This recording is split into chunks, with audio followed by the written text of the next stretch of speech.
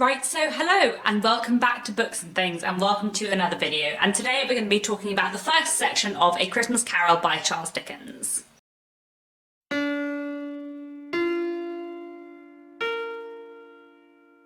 So this December I'm hosting a read-along of Charles Dickens's wonderful Christmas novella, A Christmas Carol. I will leave all the details down below, including the schedule and a link to the Goodreads group. But today we're just going to be talking about the first section of A Christmas Carol, so Stave I. And I'm going to do one of these videos every few days talking about individual sections of A Christmas Carol. There are 5 parts to A Christmas Carol, and today we're just talking about Stave I, Marley's Ghost. So this is the first part and the sort of introductory section to A Christmas Carol, and in this first part, Stave I, we're introduced to Ebenezer Scrooge, to his character, his personality, to his place of business, what he's like. We also learn a little bit about his previous business partner, Jacob Marley, and then when he gets home from the office on Christmas Eve, Scrooge is visited by the ghost of Jacob Marley, and we learn that Jacob Marley is kind of in a sort of ghostly hell where he is in chains and kind of forced to walk the earth in order to kind of make up for his terrible behaviour to other people when he was alive. And he tells Scrooge that Scrooge is going to be visited by 3 spirits who might offer him the chance for redemption. So there are a few interesting things in the first section of A Christmas Carol that I wanted to talk a little bit about today. I wanted to talk a little bit about the characterisation in this first chapter,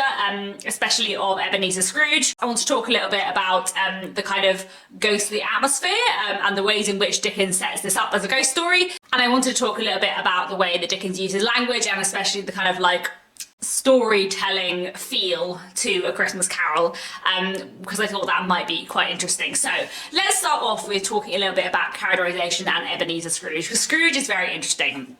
Now, one thing you will notice if you read other Dickens books is that Dickens often uses slightly more like exaggerated characters in order to make a point. Ebenezer Scrooge is one of those characters that is kind of pushed to the limits of a type. So Scrooge is obsessed with money, he is incredibly selfish, he doesn't care about anyone except for himself, and he only cares about business and making money, even though he doesn't really enjoy money to spend, he just likes to have it.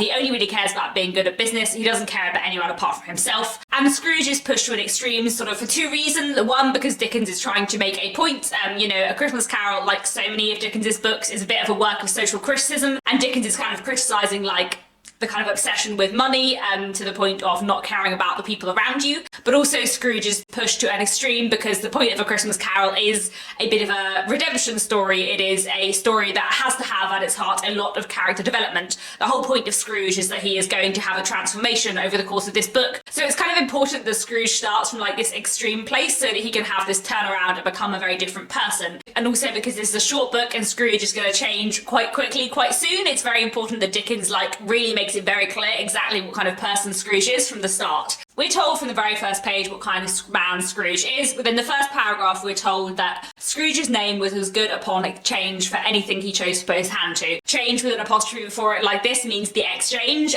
So the point is here that Dickens is making in the first paragraph of A Christmas Carol is that Scrooge's name means a lot in business matters. He's a trusted man of business. And we know by the third paragraph that Scrooge was the only person who mourned Marley, but even he didn't really care very much that his business partner was dead. In fact, Scrooge was not so dreadfully cut up by the sad event, but that he was an excellent man of business on the very day of the funeral and solemnised it with an undoubted bargain. So within the first page, we know that Scrooge cares much more about business than people, and we're shown this again and again in the first chapter.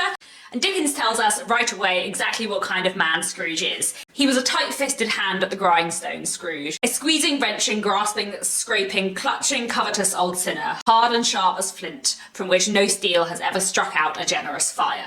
And we're then given 4 different instances of Scrooge's selfishness, just to make it very, very clear that he is selfish in every way. So the first one of these is when Scrooge's nephew comes into his counting house and tries to bid him a Merry Christmas, and Scrooge just says humbug and wants nothing to do with him, and tells him that he thinks he's an idiot for having got married, etc. We then have 2 gentlemen come into the counting house who are trying to raise money for charity. Scrooge sends them away very quickly, saying that people who are poor should go to prisons or workhouses or else die and decrease the surplus population. So from this we know how little Scrooge cares about those less well off than himself. We then have a carol singer, a child, come to the gate who Scrooge also sends away, so we know that he hates children. And we then have a conversation between Scrooge and his clerk in which he makes it clear that he resents his clerk having Christmas Day off. And it's also made clear throughout the chapter that he lets his clerk live in kind of terrible conditions within the counting house where it's very, very freezing. And from this we know that Scrooge doesn't care about his employees. So we have these 4 different instances in which Dickens really hammers home like how horrible a person Scrooge is, just to make sure we know exactly what kind of man we're dealing with before Scrooge is going to go on a journey of character development. And the other important things that we're told about Scrooge is that he is not someone who has a big imagination, that he's not someone who believes in ghosts. Dickens says, Scrooge was not a man to be frightened by echoes. And that Scrooge had as little of what is called fancy about him as any man in the city of London.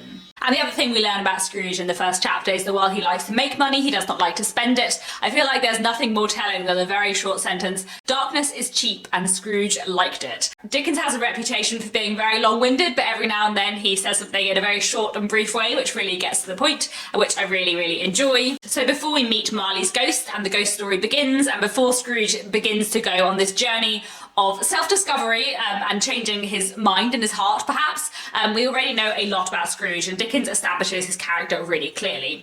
And it's very interesting, I think, that the first chapter is so very focused on Scrooge, and to a certain extent Marley as well, to the extent that neither Scrooge's nephew Fred nor Bob Cratchit, his clerk, are actually named in the first chapter.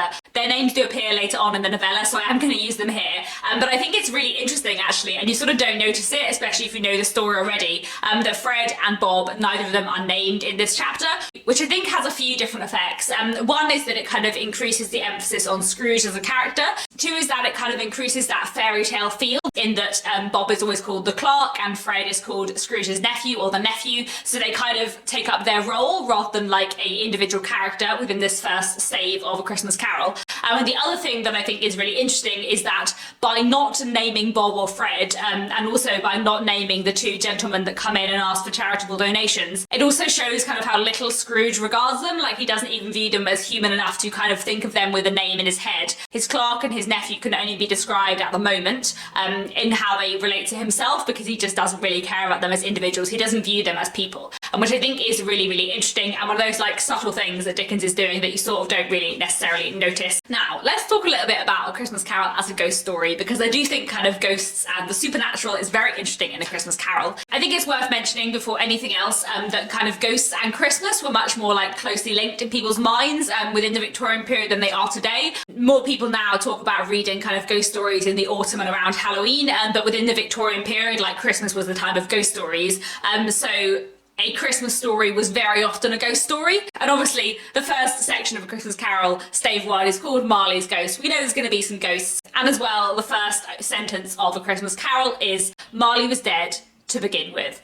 I love this as a first sentence. I think it's so wonderful for so many reasons, and I love the whole opening, which I'll talk about a little bit more in a minute. But the fact that A Christmas Carol begins with Marley was dead to begin with has like such a wonderful double meaning, because it both means here is where we're beginning. We're beginning the story by telling you that Marley is dead. In the first place, Marley's dead, but also it means Marley was dead to begin with, but maybe he's not going to be dead for the whole way through. Maybe he's not quite as dead as it might seem, which I really, really enjoy. And obviously Dickens goes to great lengths to explain how much Marley is definitely dead, meaning that you know, of course, that he is going to come back in some way or another. And in fact, Dickens even makes a reference to the ghost of Hamlet's father in Hamlet, just in case you were not certain that there was going to be a ghost pretty soon. But beyond that, Dickens really sets the atmosphere for the kind of ghost story that is going to happen by the way that he describes the weather and the atmosphere as well. The fog came pouring in at every chink and keyhole, and was so dense without that although the court was of the narrowest, the houses opposite were mere phantoms. So even in the way Dickens is describing the weather and the landscape, we already have ghosts running throughout it. And then of course we have a few ghostly incidences before Marley's ghost himself appears. We have the knocker on the door turning into Marley's head, and we also have this image of Scrooge sort of seeing this ghostly hearse going up the steps. And then we have the bell ringing and Marley appearing. The same face, the very same. Marley in his pigtail, usual waistcoat, tights and boots, the tassels on the latter bristling, like his pigtail and his coat skirts and the hair upon his head. The chain he drew was clasped around his middle.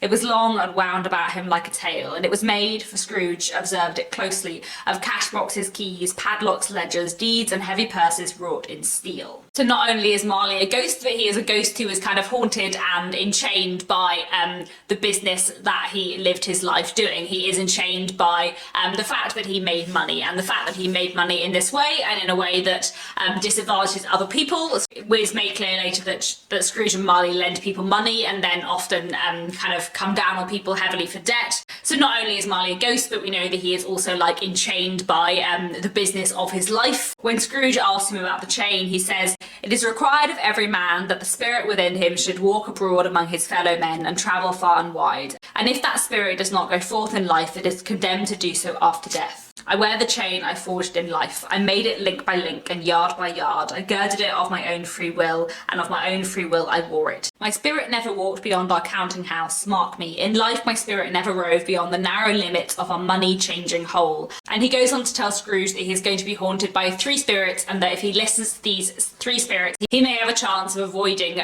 Marley's fate and becoming a better person. So we know from the beginning that this is a ghost story, but also that it's not going to be an ordinary ghost story. But this is not so much a story of like frightening, mysterious ghosts, but so much a story of ghosts who are going to in some way make Scrooge a better person. So it kind of turns on its head the sort of fear of ghosts and makes ghosts into a sort of vehicle for good, I suppose. But at the same time, we see first Marley, who is a kind of sinister figure in many ways, and we also see, when Scrooge looks out the window with Marley, the ghosts of others who have not led good lives. The air was filled with phantoms, wandering hither and thither in restless haste and moaning as they went. Every one of them wore chains like Marley's ghosts. Some few, they might be guilty governments, were linked together. None were free.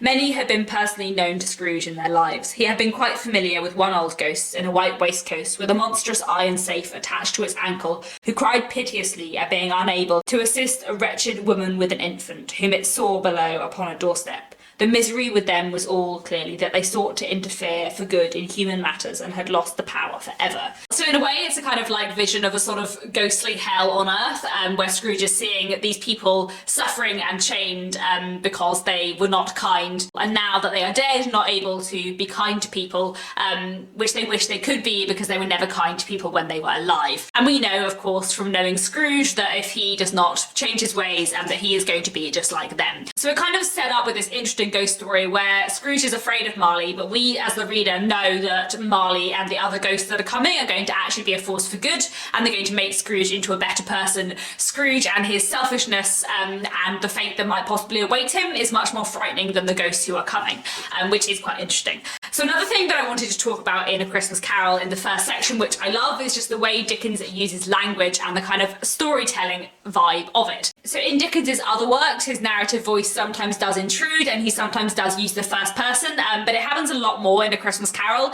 The novella is written in this kind of storytelling way, as though someone is sat next to you at the fireside at Christmas telling you the story vocally. You know, I love the way that Dickens kind of comments on the action and what's going on, and also comments on his own use of language as well. I love the opening of A Christmas Carol for this. I feel like the first 2 paragraphs of A Christmas Carol tell you like everything you need to know about Dickens's writing style and his like weird and wonderful use of language. Marley was dead to begin with. There was no doubt whatever about that. The register of his burial was signed by the clergyman, the clerk, the undertaker, and the chief mourner. Scrooge signed it, and Scrooge's name was good upon change for anything he chose to put his hand to. Old Marley was dead as a doornail.